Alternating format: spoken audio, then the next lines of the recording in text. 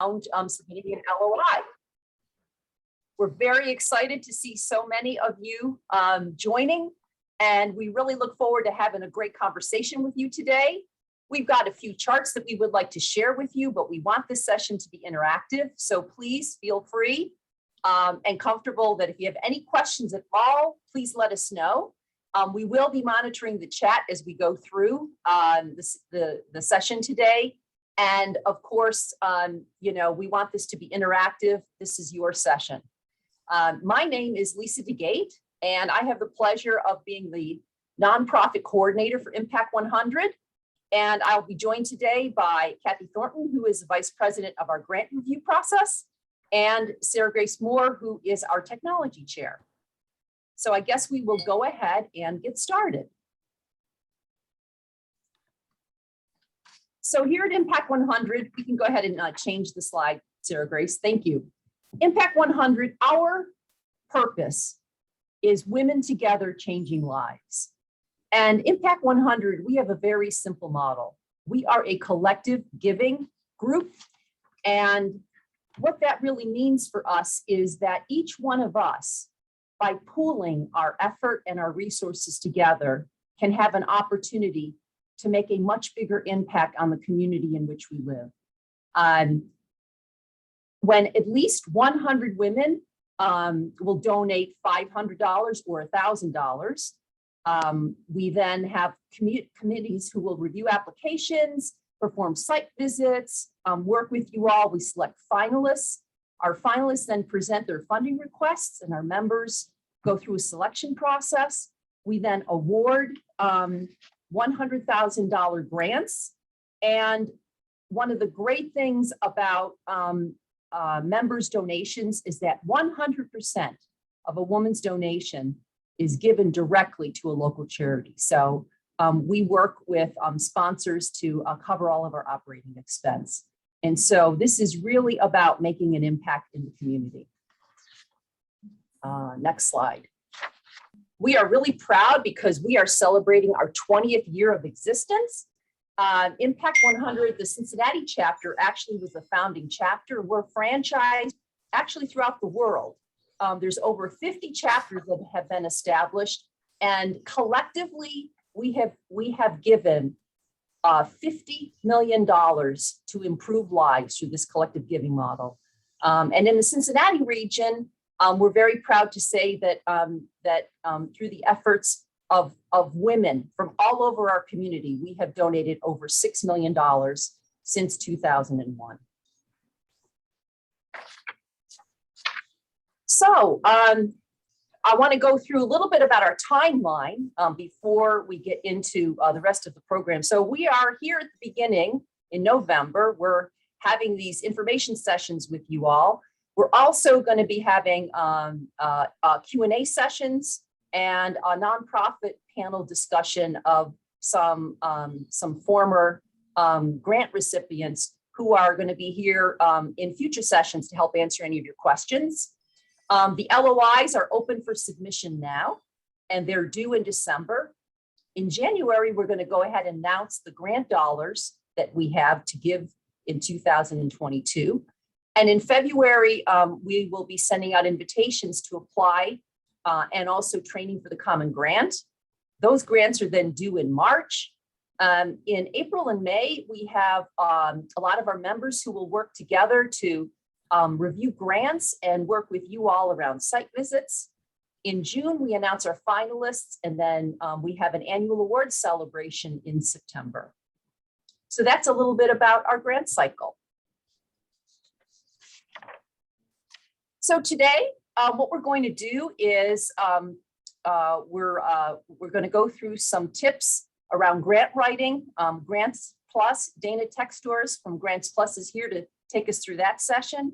And then we're going to turn it over to Kathy Thornton, who is going to go through the letter of intent process and go through some of the specifics around the content, just to help get you familiar with the LOI and the kinds of things that we might be expecting. And then we're also going to close with talking about submission of the letters of intent and some other education sessions that we're going to have going forward. So Dana, I would like to turn the next section over to you. We're very happy to have Dana Textoris here. She's the Managing Director of Grants Plus. And we want to thank Dana and Grants Plus for being a supporter and an ongoing supporter, in-kind sponsor for Impact 100. And she and her organization help us tremendously every year. And we're very pleased to have her here to work with the nonprofit community with training and information sessions to help with the grant process. So Dana, thanks for being here, and I'd like to turn it over to you. Thank you, Lisa, and hi, everyone. I'm so happy to see some familiar faces and to be part of today's session. So thank you to Impact 100, and thank you to all of you who are joining us today. As Lisa shared, I am a part of the team at Grants Plus. For those of you who are familiar with us, it may be because we've worked together. For those of you who are not, Grants Plus is a team of grant-seeking experts who work with nonprofit organizations to help them in the grant-seeking process. We've been doing this work since 2007, so we're hitting our 15th year milestone. And we have team members across the country, including 3 of our team members in the greater Cincinnati area. So we really appreciate that that's given us the opportunity to be in relationship with many of you. And what I'd say is, aside from the work that we do directly with nonprofits as our clients, we're also very interested and attentive to what is happening, what is changing in the environment that must then change how organizations interact with funders and how they can do their very best to gain grant funding. We've been sharing, there's a lot that we could talk about today, and just to highlight, what we're not talking about are some things I'd welcome you to visit our website to learn more about. What does it mean to use equitable language when engaging with funders, when talking about the work of your organization? What does it mean to build a pipeline that anticipates that there may be a lot of new funding opportunities or changing funding opportunities to take advantage of? What does it mean to build a relationship with funders in a virtual environment? There is so much that has changed the landscape that we're in. Today, what we're going to focus on talking about is, what does it mean to present the most compelling case for support to funders when we acknowledge that we're in something new, something different, a new normal? So we're going to spend just a few minutes talking today about tips that I hope are relevant as you're preparing your LOIs for Impact 100, but also as you're approaching other funders. So one is, I think, a slide that doesn't need a lot of, I think I'll have everyone's buy-in, which is to acknowledge that in the last 18 or so months, so much has changed. So much has changed in our communities. And that has required both, when COVID changed the nature of everything around us, it meant that organizations had to change too. It meant they had to change how they were doing their work, suddenly working from home. And in many cases, organizations weren't prepared for that. Having difficulty reaching clients was a challenge that many organizations faced.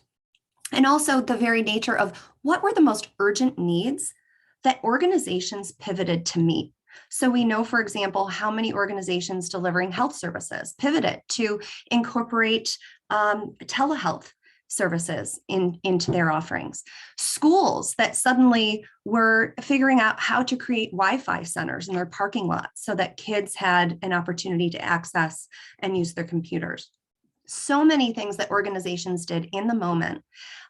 And funders, though, pivoted too. So we were all, I think, it's easy to sometimes forget that funders are in the same, they're dealing with the same challenges as our organizations are. For funders too, they were suddenly grappling with how to be responsive to urgent needs, how to themselves be available to organizations that were dealing with such urgency. And in response, funders made quite a few changes. We all saw so many foundations especially community foundations and also others, launch emergency COVID rapid response funds, which were so transformative in communities.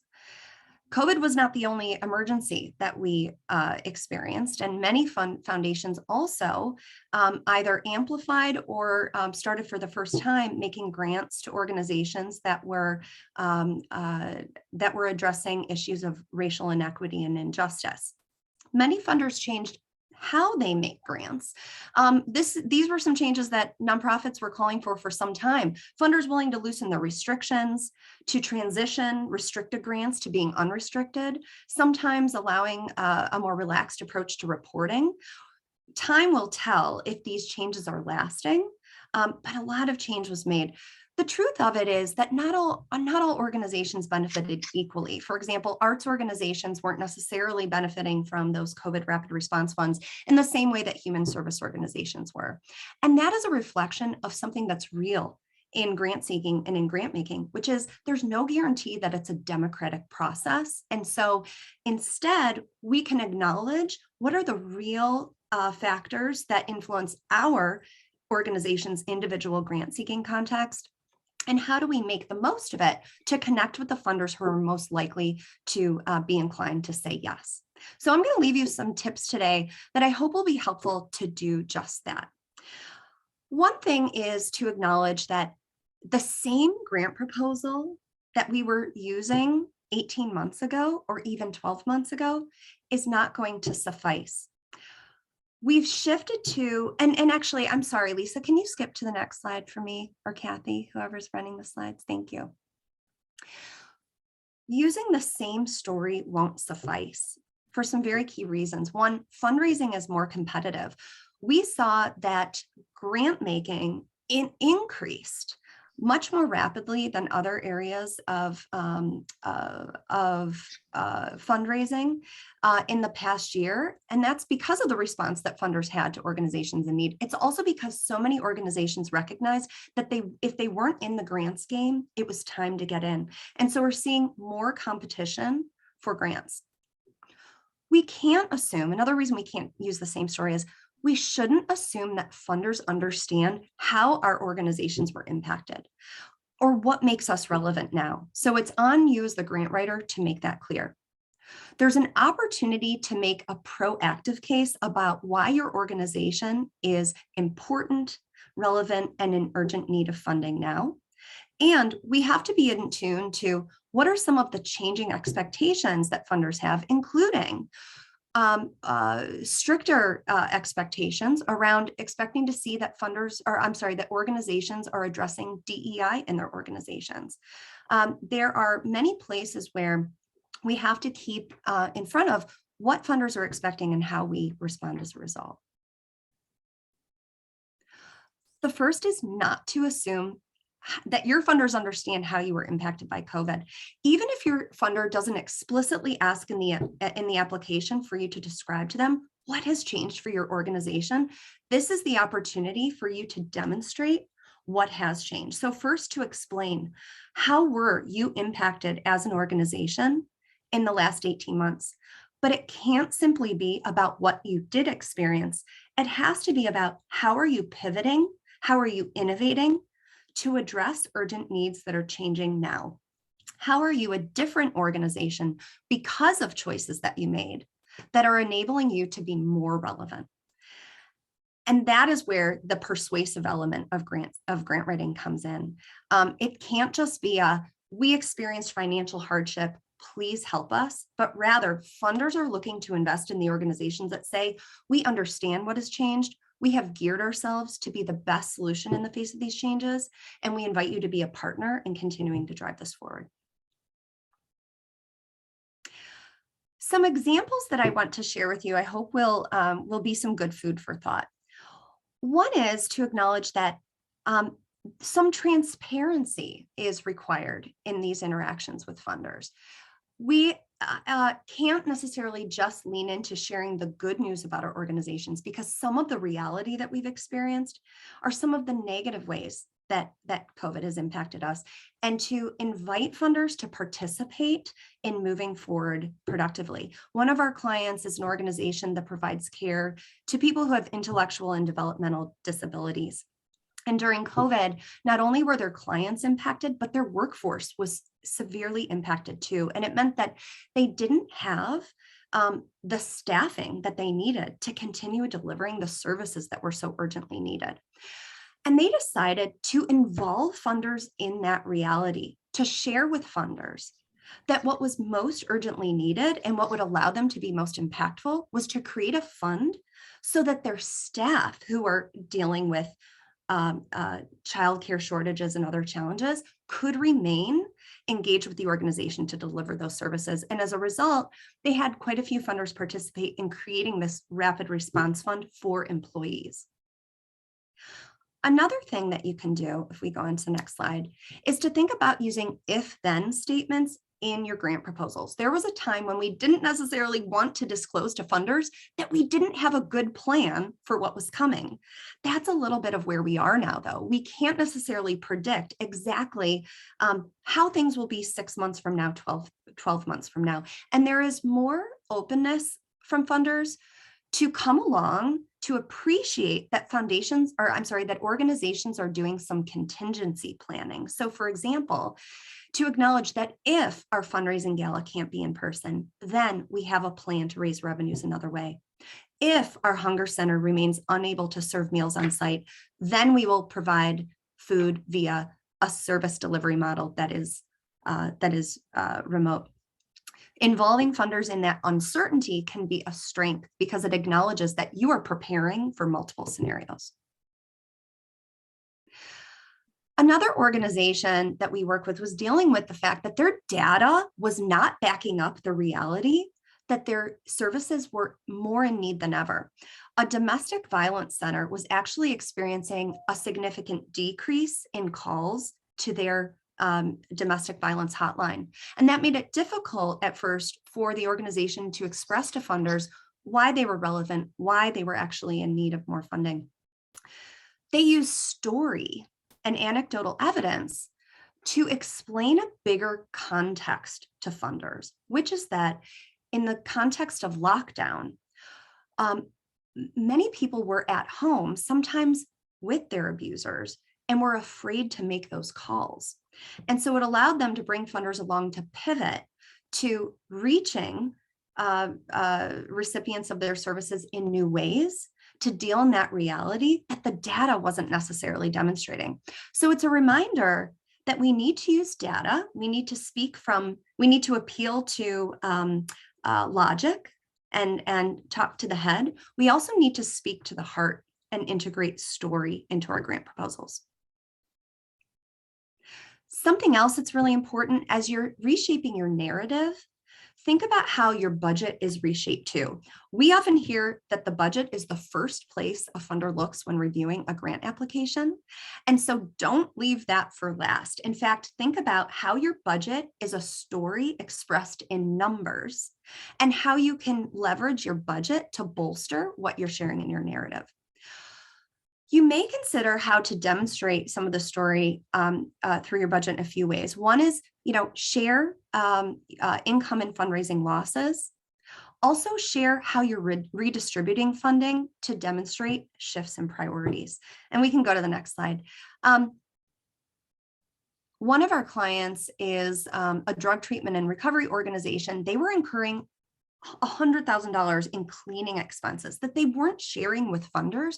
By incorporating that into their budget, they were able to bring funders along to understand how there were the stricter requirements to clean their facility were reshaping their annual operating expenditures, and to involve funders in understanding how that was a part of their new normal that funders could participate in helping them with.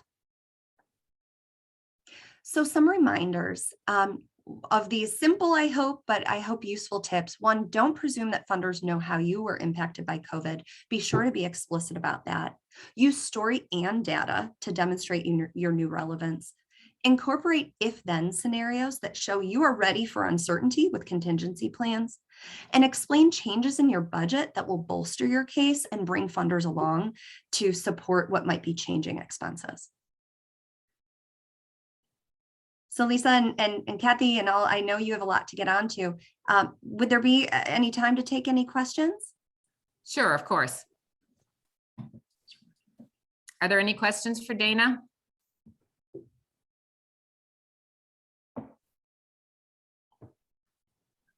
Hi, Dana. I have a question. So I know from what you said that, repeating the same story won't suffice. But what if in a case where you have an organization and this is like the topmost priority or project that you need funding for? Say like you need a total roofing and everything, and then that's the paramount thing that helps your organization to move forward, whereby you can provide your service to the community and then people can feel safe when they come in. Mm-hmm. So I mean, and then you haven't had funding for that. Yeah.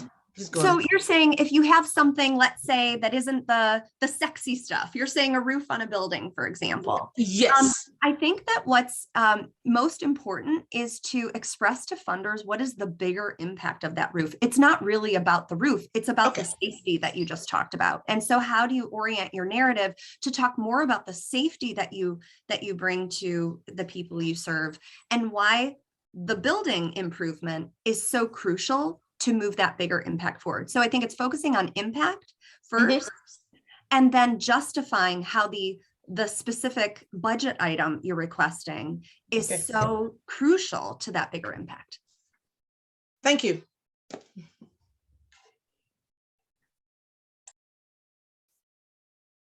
Do we have any more questions for Dana?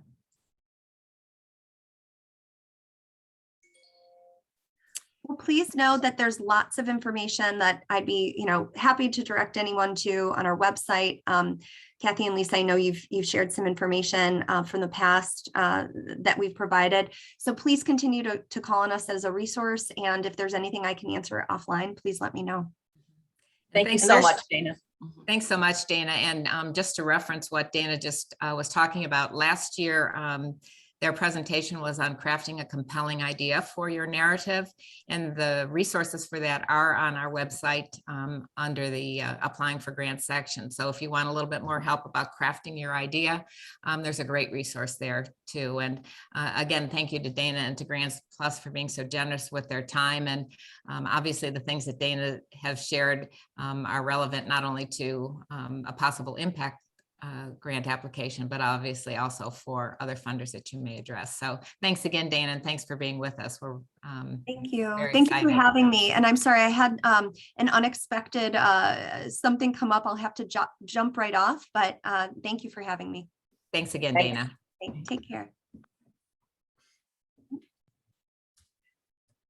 So we'll go ahead and turn it over to Kathy Thornton for a discussion around the LOI and the the way in which you would apply for the LOI. Thanks, Kathy. Thanks so much, Lisa. Yes, it's hard to believe here we are looking at 2022, and all of you that are familiar with Impact 100 know that our particular approach is both unique and sometimes challenging, for sure. So there are some guidelines that we want to share to make sure that you're even eligible to submit a letter of intent. So those things include, you must be a 501c3 or 509A status from the IRS. This is a requirement, and at this point, we don't make exceptions to that particular status. Secondly, we have a lot of flexibility in what you can apply for. You can apply for capital funds, some kind of project or programmatic startup or expansion, or some kind of technical assistance. So there's kind of a wide range of things that you are able to apply for. We do not, however, accept applications that are for endowment or current operating expenses, things that are already completed, individual churches, indigent care subsidy, travel loans, or to individuals. And funds may not be regranted to other nonprofit organizations. That is, we would not award project monies to you, and then you turn around and hand that money over to someone else. You can, however, collaborate with other organizations, and that is certainly encouraged and supported. As we think about what is required, I just wanted to take just a moment to share with you that Impact 100 has been on a journey, as many organizations have over the last couple of years, looking at how we approach diversity, equity, and inclusion. And to that end, you will see some changes in our letter of intent application process and content. We have moved to try to simplify information and make it easier to tell your story. So hopefully those changes will be reflected when you actually get into the application. To start out, we're just requesting very simple, basic organizational information, things that are, well at your fingertips, we're sure. Just to highlight a couple, you need to be able to include your employer identification number, your EIN number. We do verify those with to make sure that all your stuff is up to date and so forth. We have included a place for you to include your website address if you have one, and if you have any social media handles. We use these things to help our members take a look at things that may be relevant to your organization as we look for additional information to any application stuff that you send to us. Very importantly, we're looking for the person and contact information who will be coordinating your letter of intent process. All of our communication will go to this person, so it's really important to have that information accurate and up to date. If the executive director is a different person than the LOI contact, please include that information as well. We're looking to also identify what your organizational budget is. That one of the changes we have made in this is not the actual number, but it is a range. And so we're looking to group applicants partially by organizational budget, as well as we think about how we sort review of the application. And then, of course, your mission and vision statement. Hopefully that's up to date and tells us a little bit more about, what your purpose is and where you're heading as you go into the future. Kathy, we have a clarifying question in the chat. If a church is sponsoring or hosting a program, can it apply? A church can apply if they have a 501c3 status and they're running I'm going to call it a non-religious program. For example, they may be running a preschool or a food feeding bank or something like that. So it's possible to apply if you have the appropriate status and you're running a specific kind of program that is not religious in nature. And Michelle has a question. Is there a minimum annual operating budget needed to apply? There is not. Fantastic. That's it from the chat. Okay, next slide then. Thanks there, Grace. We serve Impact 100 funds projects that exist within our 10-county regional area. In Indiana, that's Dearborn County, Boone, Campbell, and Kenton in Kentucky, and Adams, Brown, Butler, Claremont, Hamilton, and Warren in Ohio. And this year's application, it simply says, will you be serving in one or more counties in our region? It's just a yes, no question. So you don't have to even identify the specifics, just yes or no to that particular question. So it is critical that all the monies that might be awarded from Impact 100 serve in our 10-county region. An organization can exist outside of our region, but any Impact 100 monies need to reside within the 10-county region. We ask that you select what we call a best fit focus area for your proposal. On the application, these are defined a little bit more, what we mean by those, but you're asked to select between and among culture, education, health and wellness, family, environment preservation, and recreation. And we're looking to sort of cover the gamut of the kinds of things that we're interested in funding. And so it's up to you to select which one you think is kind of the best fit for your organization. I see a question in the chat. What is that, Sarah Grace? If you are a high school foundation that awards scholarships to graduates and funds out classroom experiences such as field trips, would they be eligible for a grant? If they have an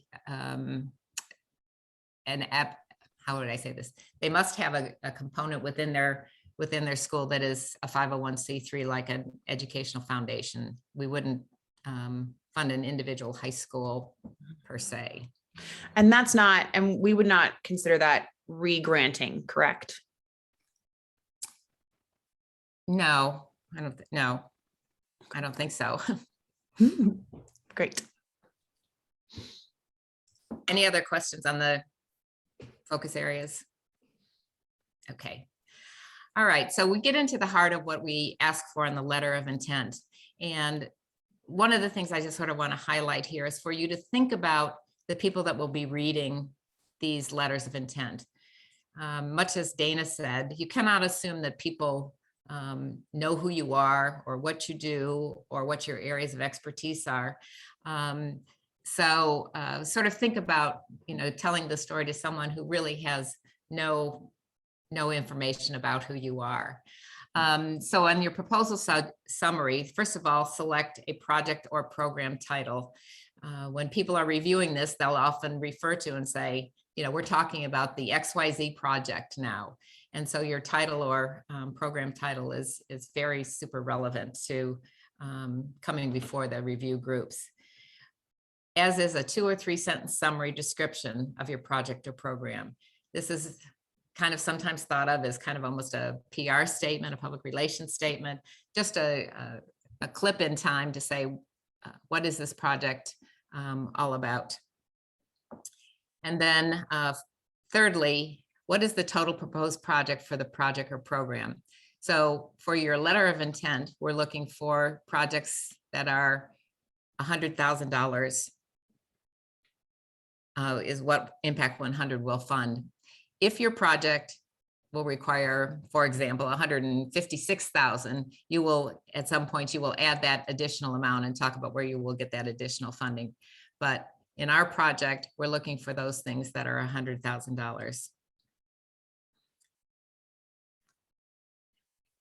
After this brief introduction and summary, and again, the summary is things that will be referred to back and forth quite a bit.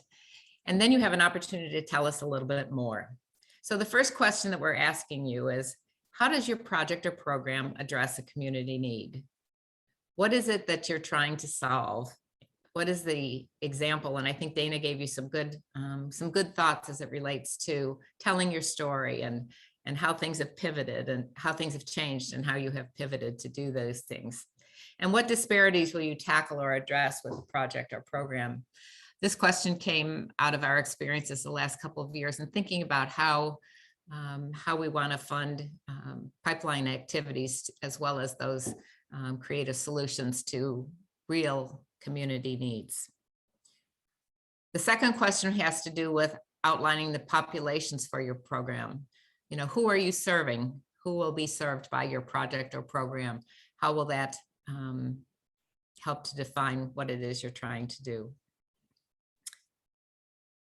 Very quickly, Kathy, we have a question about the budget. So must the budget be 100,000 even? For purposes of funding from Impact 100, yes, we are looking for a budget of 100,000. If it is more than that, obviously you talk about how you will fund those additional ones, but we are looking for projects that will be 100,000 for. This is our mission-driven, significant grants, long process. Just to kind of remind people, we kick off our 2022 cycle now, and grants will be due in December, and decisions will not be made until next September. So we're talking about really long range kind of grant opportunities, not funding that you're looking for something to fund next week kind of thing. Our third question, so we really have 5 really strong questions. The first of what are the community needs? The second question about your target population. The third question, what makes your program or project compelling, innovative, transformative, and or impactful? We have tried to incorporate in this question several of the questions that Impact 100 looks at when looking at potential applications to fund. We're looking for those things that are compelling and innovative, have the opportunity to be transformative or impactful. So whatever those words sort of resonate with you, those are the kinds of things that we're looking for here to tell your story and what will be the impact of if you receive funding. The fourth question has to do with how do you know you'll be successful? What will you do to define and measure your success for your project or program if you are a recipient of an Impact 100 grant? And then question number 5 is an open-ended question. Is there anything else you'd like us to know about your nonprofit or your proposed project or program that we didn't ask? This is your chance to say, gosh, I wish they would have asked me X, Y, Z. And so you have an opportunity here to add whatever you specifically want to add. Are there any questions about these questions?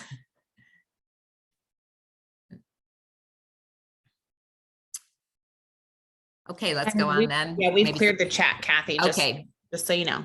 thanks We so got it much. taken care of. Mhm. So the next area talks about your budget, and the question has already come up about the funding total. And this is the area where we're asking you to indicate, broadly speaking, the broad categories of what you are interested in funding. So if it is a capital project, for example, we don't want you to simply list it's $100,000. We want some evidence of what you might be spending it on. One of the improvements, we think it's an improvement that we have put into this letter of intent is we already have a draft line item budget that you can fill in for commonly occurring expenses, such as salaries and benefits, construction, licenses and consulting fees, those kinds of things. And you can simply enter the dollar amount by utilizing the plus sign over on the application. The application will automatically total up your budget. And so when you get to the bottom, please look for the $100,000 total. And if it's not $100,000, please make those adjustments in your budget. If a particular category does not apply to you, just put a 0 in there, and that will take care of the budget. So, yes, is there a question? Yeah, I just had sorry, I thought we were wrapping up. I apologize. That's okay. Can you talk a little bit about the focus area? We've had a couple questions on, can you pick multiples? Would we help people figure it out? So could you just speak a little bit to why we have focus areas and that process? Sure. So focus areas was something that was started within our 20-year history, and we have typically reviewed all applications based strictly on that focus area. So for example, any person who chose education, all of the education applications have been grouped together. All of the health and wellness applications have been built together. And one of the things that we have discovered over time is that there is a disparity in terms of the numbers of applications that are in various areas. So some of the focus areas get fewer applications than others, and you probably could guess what some of those are. And so we are actually going to change the review process for 2022. While you're still going to enter a focus area, as well as your budget, we are going to sort in a more equitable manner. So we're going to, for example, if you choose education as your focus area, we're going to space out those education applications across our grant review teams, the same for all of the other focus areas. And we're doing this for several reasons. One is to make each of the review committees more even and equitable in the number of applications they're reviewing. It is also an opportunity for our member reviewers to have a greater sense of the needs across focus areas and not just in one focus area. So as you select, we don't really tell you because we don't want to coach or whatever. Just pick the one that you think, and it's only one, just pick the one area that you think best aligns with your project, recognizing that many of these projects really overlap. They may be a project in the arts that has an educational component, and might also address the health and wellness of kids participating or something. So pick the one that you think best reflects what your project or program is all about. Great. Thank you, Kathy. Mhm. Next slide. So in addition to actually entering dollar amounts in your budget, you'll have an opportunity to describe how these grant funds would actually be used. So you can clarify anything, you can add additional information that tells us a little bit more about what it is you will be spending money on should you get a grant, Impact 100 grant. And again, be very specific in outlining your categories, just so we have a better sense. Again, people who are looking at this, won't necessarily know what your priorities are or how the numbers reflect. So your narrative is very, very helpful in helping to explain what it is you'll be spending money on. So how do you apply and how do you submit? So you can go to our website at www.impact100.org, and across the top, there are several major categories. One is called Apply for Grants, and you'll click on Apply for Grants, and there's some information under that particular tab having to do with, are you eligible? What are some of the rules having to do with your submission? Go back a little bit, thanks. And so that will give you some information. And if you click on application process, you'll see a big blue button that says apply here for the 2022 letter of intent. I think you probably can't miss it, but it is there. So a couple of things to think about. In addition to the live application that is on the website, there is also a PDF of the questions for the letter of intent. We do suggest that you take a look at that, and you can develop your letter of intent offline and then do a cut and paste if you don't prefer to do it in an online kind of thing.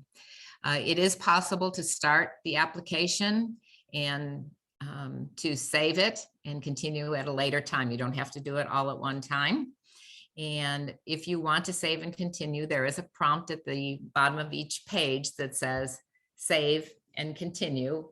And it prompts you to enter an email address. This is the email address to which you want the link sent in order to continue the application at a later time.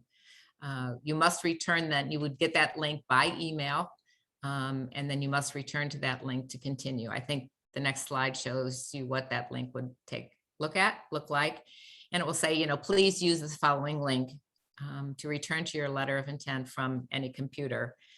So don't confuse that you have submitted it. This is just your save and continue link for your submission. And again, just a reminder, please add the email address that you want this link sent to.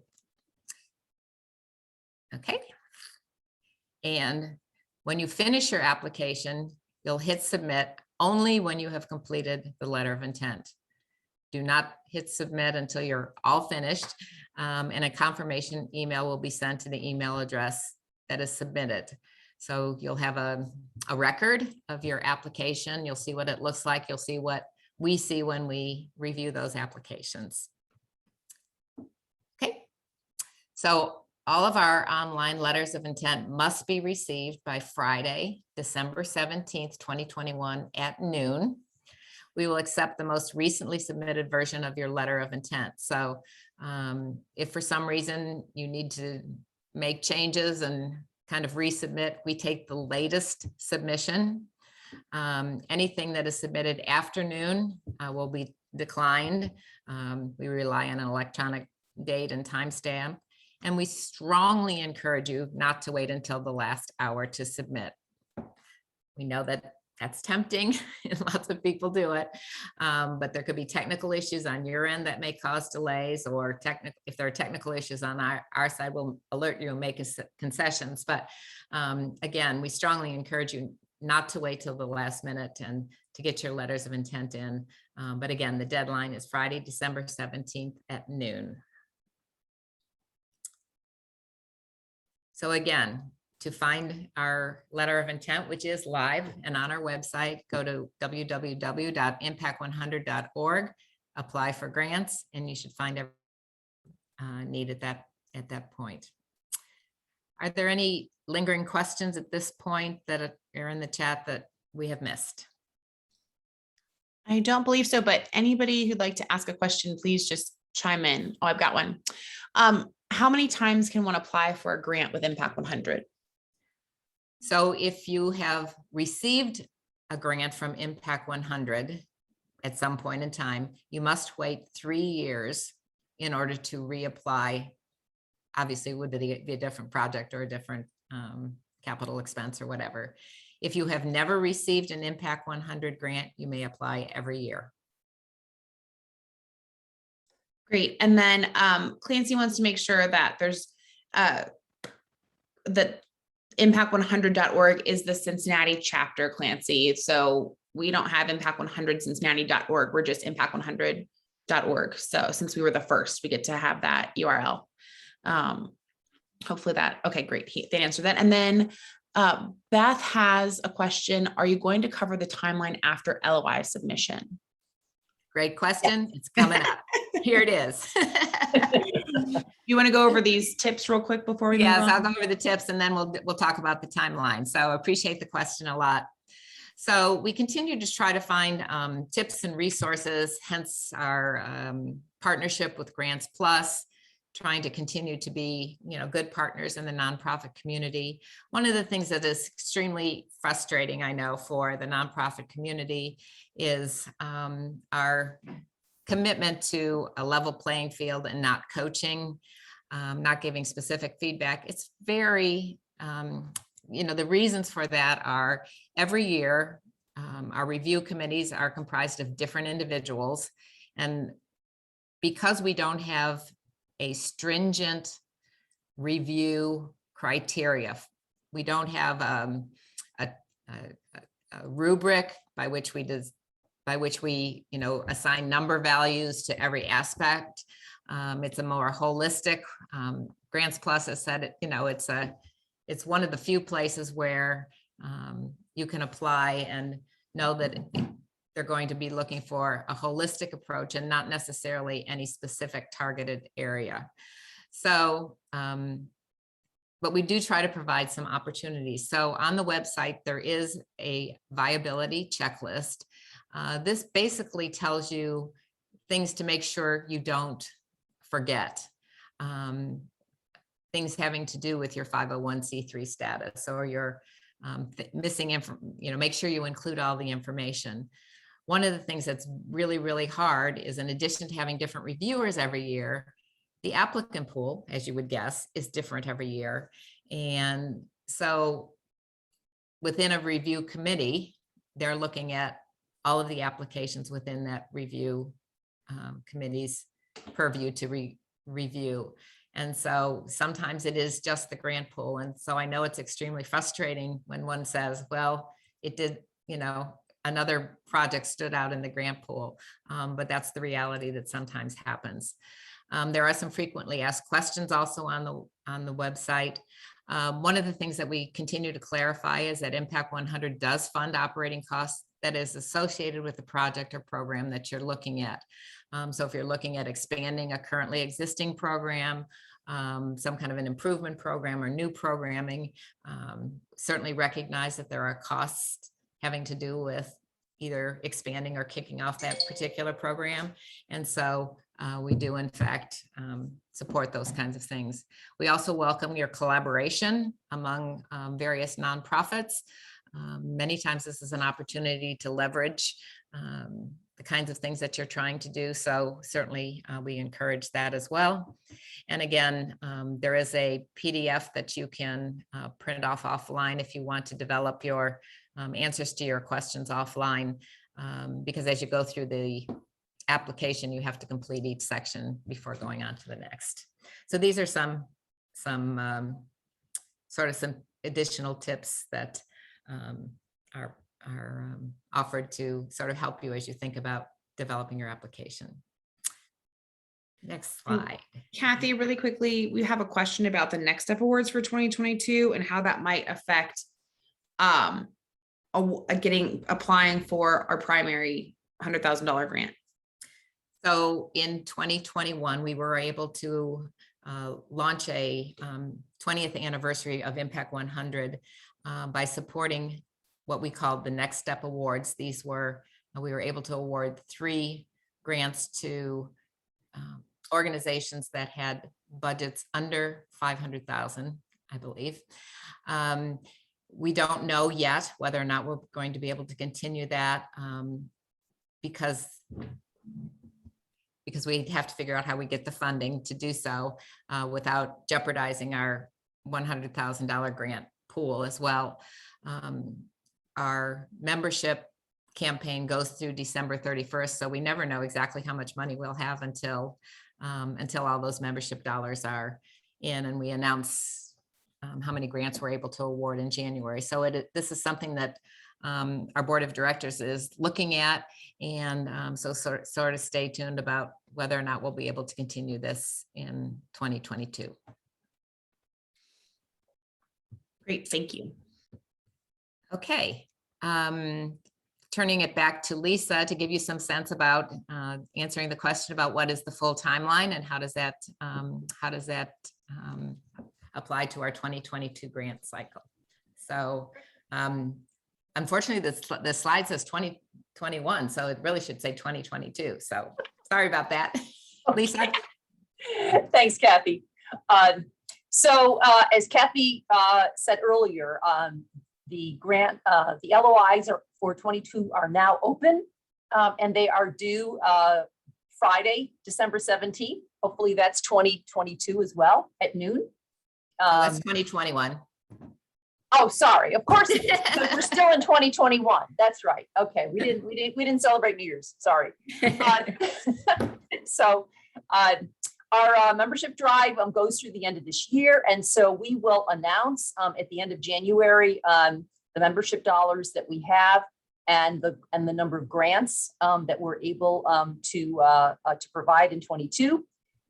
We will then at the end of February have the full grant invitations extended to those applicants who are going to be who have successfully gone through the LOI process. In March, we will do similar to like we did today. We're going to do a training session around the full grant application, and those grant applications will be due at noon on March 18th. In May, then we will conduct site visits. And like Dana said, we have to be ready to pivot. Pre-COVID, those were always done in person. The past couple of years, we have done those virtually. And we will see what the situation is in May. Obviously, that's going to depend on your comfort level and what your policies are, and also the comfort level of the folks in Impact 100. So we will work with you in any way possible. They went very well virtually, and so we're sure that we're going to be able to get a good conversation with you through that. We will announce the finalists for the grants in June, and then between June and September we will work through providing more information from the finalists to our members about your organizations. And then in September, we have wonderful celebration that hopefully this year we will be able to do in person again.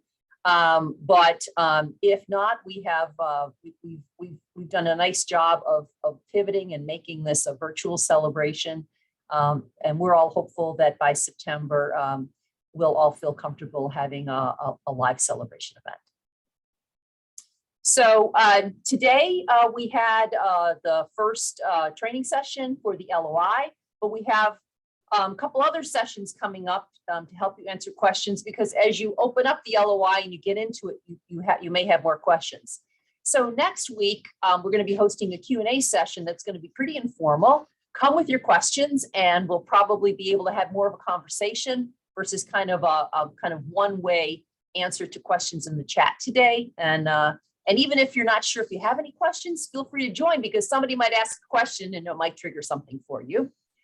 And then the week after that, we're actually going to bring back on November 18th, the grant recipients from the 2021 cycle to basically answer any questions or have a conversation with you about their experiences with the LOI process, and kind of give you a perspective more from a nonprofit organization who's been through the process. And also, please join us, even if you're not sure, if you have any questions. The conversation among the four of the grant recipients might trigger something for you. Basically, what we want to be able to do is give you as much information as possible to make you feel comfortable that you'll be able to tell your story to our members in the best way possible. So before we close out, I just wanted to ask if are there any other questions? We do have one last question in the chat so far. If my nonprofit's annual budget thus far has been below $100,000, is it not big enough to apply for this grant? Kathy, I'll let you answer that question. I would say no. There is no minimum annual budget. There is no annual minimum budget. We have had some grant recipients with budgets under $100,000. The question that will get asked, you will want to demonstrate that you are in a position to be able to handle an infusion of that much money to your organization. But we certainly have had applicants, and we've certainly had some recipients with smaller budgets. Right. Great, and that so far clears the chat. But again, if I didn't answer your question well, hold on.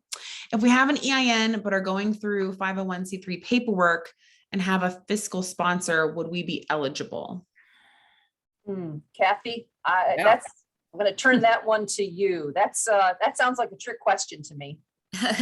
So, the topic of fiscal sponsorship, as some of you are well aware, is a topic that has come up through some of our study as we look at concepts such as trust-based philanthropy. And at this point in time, we are still of the 501c3. One of the things that I don't personally know is how long does it take to get, to get your EIN and that application. Rose Palmieri is on this call as well, if she's still here. Do you happen to know, Rose, on any of that? Good morning, everyone. Thank you. So is the fiscal sponsor a 501c3? If the fiscal sponsor is a 501c3, then it's that organization that is actually going to be the applicant, with your organization being a partner for those funds. And again, depends on the project. We don't want pass-through funding. So it gets a little tricky on this call to really answer that. But clearly the money that is awarded needs to be awarded to a 501c3 that is recognized by the Internal Revenue Service, or 509, whatever the other one is. Thank you. I think. Did that answer? The question? Yeah, we have kind of a unique situation going on here, as we're opening a large new nonprofit with two previous nonprofits that are 501c3s currently. So I think it's a rare circumstance, and by the time the awards are actually made, we probably will have that status in hand. So yeah, I know it gets complicated, but I don't want to waste anyone's time. Yeah. So at the time of your application, somebody who is applying needs to be one of those two categories. Okay, so the money but could not be transferred, so it has to go to that 501c3 and be spent that five. Okay, good to know. Thank you. Any other lingering questions? None right now in the chat, but anybody feel free to unmute and ask. No.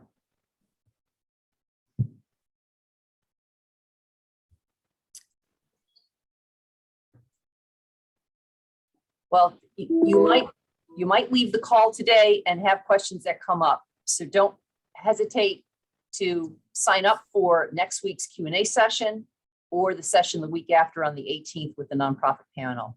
And, you know, we know we're trying, we're trying to always make improvements in our grant process to make it easier to understand and more helpful for you and for our members. But we know that all in one session like this today is going to be really hard to maybe get all of your questions answered. So please join us. We're here for you because we want to be able to hear from as many of you as possible. And we want to be able to do it in a way where we give you a chance to tell your story. Mm-hmm.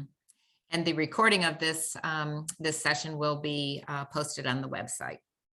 Yes, yes, great. So maybe the last thing I'll add, we go to the last, we're always looking for new members. Speaking about memberships, please, if there's anyone that you know, if you or anyone you know are interested in joining Impact 100, please go to our website. We're always interested in having more women in the greater Cincinnati community join us and try to be a part of creating and making transformational change in our region. So with that, thank you very much. It's been a pleasure for Kathy and Rose and I and Sarah Grace to be a part of this. Oh, if someone joins, can their organization still apply? The short answer is yes. The answer is yes. We have that quite frequently. We have a lot of women who are associated with nonprofits in our community that are members. And so we do have a strong conflict of interest policy and sign off and so forth. So people don't review their own or any of those kinds of things, but certainly welcome to join. And, just to add to what Lisa said, every year the decisions are so difficult in who is going to be the recipients of the awards. And we are always disappointed that we can't fund even more things. So the more people that we have join, the more grants we're able to award. So continue to help us get the word out and be part of it if you are so inclined. We'd welcome you. So thanks everybody for being here. And again, if you have questions, you have the website the email addresses to send questions. And our discussion next, after you have a chance to dig into the letter of intent, you may develop some additional questions. Feel free to register for a very informal session next week. Just answering people's questions and hopefully providing some additional guidance. So with that, I want to thank all of the Dana for being part of the presentation, to Lisa and Sarah Grace and Rose for helping out, and just wish you all the best and hope to see letters of intent from as many of you as possible. So have a great day and hope to see you in additional sessions. Thanks very much. Thank you.